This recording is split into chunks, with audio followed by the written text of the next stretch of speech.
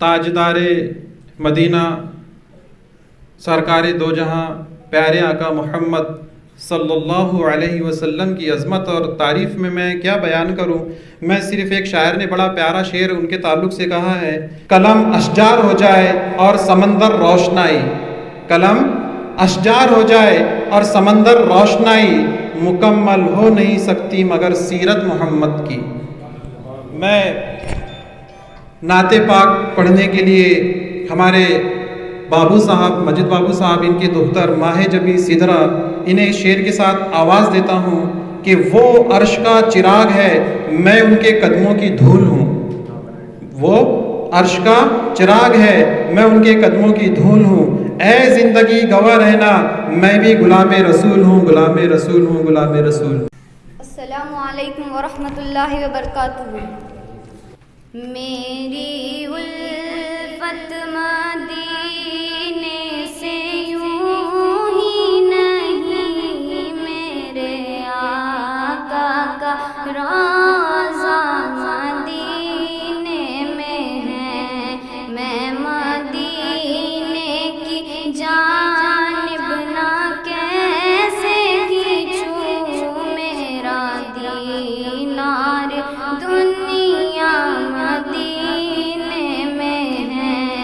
عرش اعظم پہ جس کی بڑی شان ہے، عرش اعظم پہ جس کی بڑی شان ہے، روضۂ مصطفیٰ جس کی پہچان ہے، روضۂ مصطفیٰ جس کی پہچان ہے.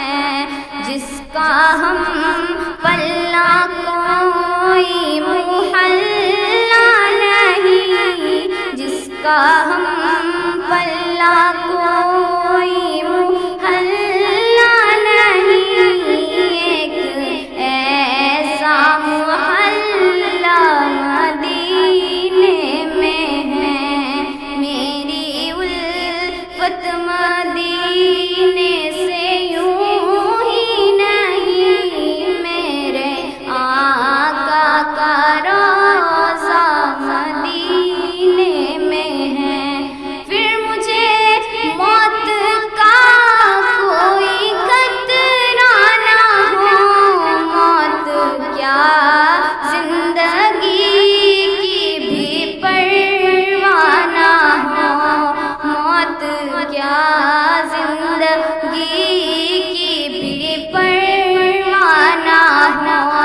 کاش سرکار ایک بار مجھ سے کہے، آ تیرا جینا مرنا مدینے میں ہے.